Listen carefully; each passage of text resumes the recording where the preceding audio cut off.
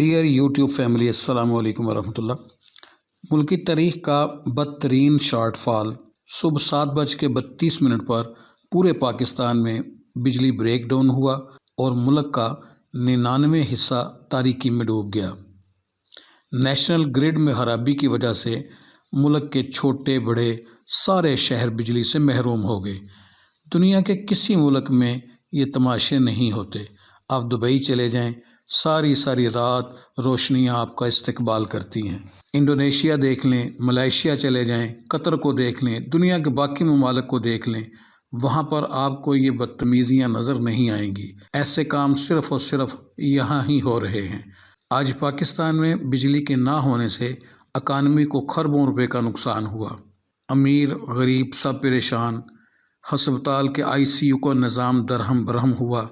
خدارا nuclear power کے اس ملک کو مذاق بننے سے بچائیے۔